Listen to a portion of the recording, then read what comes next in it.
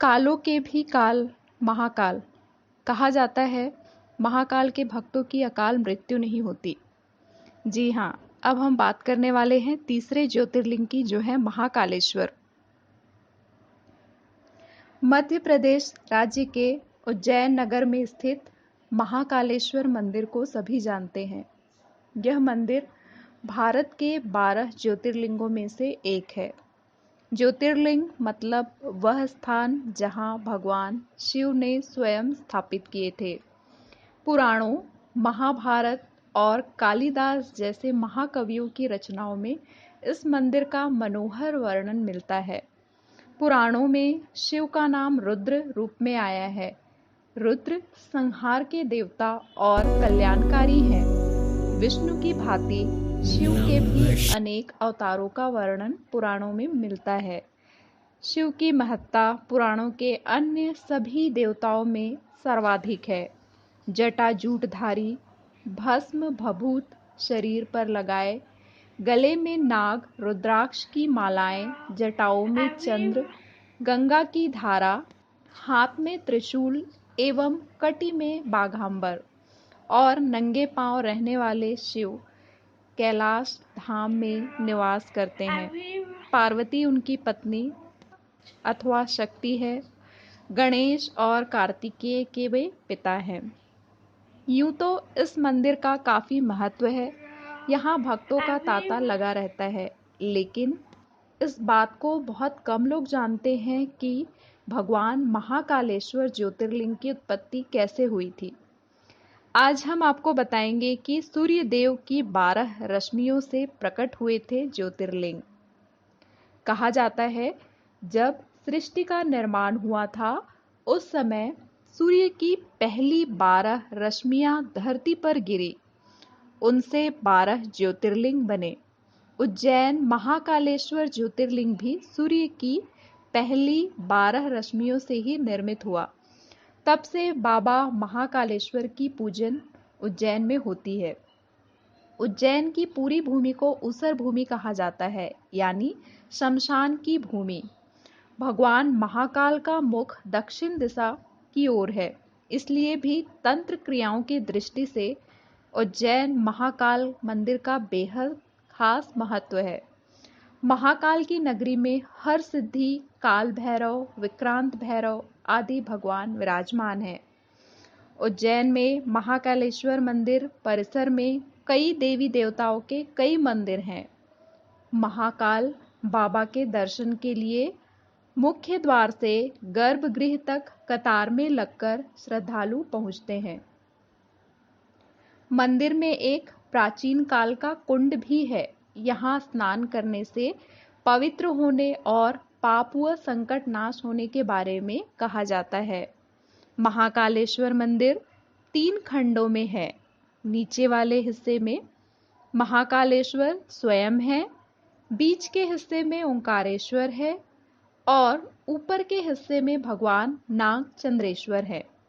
भगवान महाकालेश्वर के गर्भगृह में माता पार्वती, भगवान गणेश एवं कार्तिकेय की मूर्तियों के दर्शन किए जा सकते हैं। जानकारी के लिए आपको बता दें कि भगवान श्री कृष्ण ने भी अपनी शिक्षा उज्जैन से ही ग्रहण की थी। उज्जैन की ख्याति प्राचीन काल से ही धार्मिक नगरी के तौर पे देखी गई है। यहाँ लंबे समय तक राजा महाराजा विक्रमादित्य का शासन था। अपने पैसे के बल के कारण उस जमाने यहाँ राजा को भी ठहरने की इजाजत नहीं थी। जी हाँ, आपको बता दें, बाबा महाकाल सृष्टि की उत्पत्ति के साथ स्वयं प्रकट हुए थे। आज भी उज्जैन के राजा महाकाल ही हैं। बाबा महाकाल के बारे में एक कथा प्रचलित है जो आज भी सच है। पहले किसी भी राजा को महाराज महाकाल की नगरी उज्जैन में ठहरने की इजाजत नहीं थी। ऐसा इसलिए था क्योंकि कहा जाता है कि सदियों पहले कोई राजा एक रात यहाँ गुजार ले तो उसे अपनी सल्तनत गंवानी पड़ती थी। इसी वजह से महाकाल की शरण में रहने के लिए सिंधिया राजघराने ने महल बनवाया। उस समय में सिंधिया राजघराने ने उज्जैन में कालीदेह महल अपने ठहरने के लिए बनवाया था। अब हम जानते हैं कि क्यों होती है भस्म आरती। शिव पुराण के अनुसार भस्म सृष्टि का सार है। एक दिन पूरी सृष्टि इसी राख के रूप में परिवर्तित होनी है।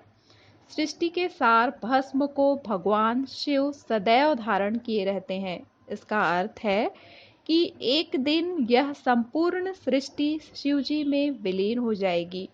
भस्म तैयार करने के लिए कपिला गाय के गोबर से बने कंडे, शमी, पीपल, पलाश, बड़, अमलतास और बेर के वृक्ष की लकड़ियों को एक साथ जलाया जाता है। इस दौरान उचित मंत्रोच्चार भी किए जाते हैं।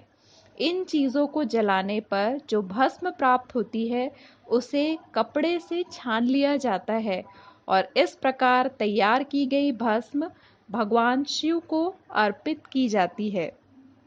मान्यता है कि शिव जी को अर्पित की गई भस्म का तिलक लगाना चाहिए।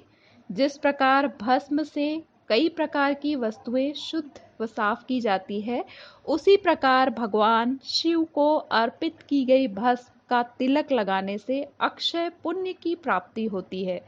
साथ ही कई जन्मों के पापों से भी मुक्ति मिल जाती है। महाकाल की पूजा में भस्म का विशेष महत्व है और यही इनका सबसे प्रमुख प्रसाद है। ऐसी धारणा है कि शिव के ऊपर चढ़े हुए भस्म का प्रसाद ग्रहण करने से रोग दोष से मुक्ति मिलती है।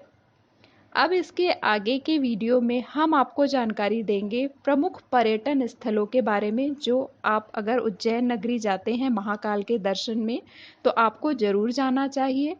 और उसके साथ ही हम आपको बताएंगे कि आप महाकाल तक कैसे पहुँचे। तो हमारे साथ बने रहें अगले वीडियो के लिए।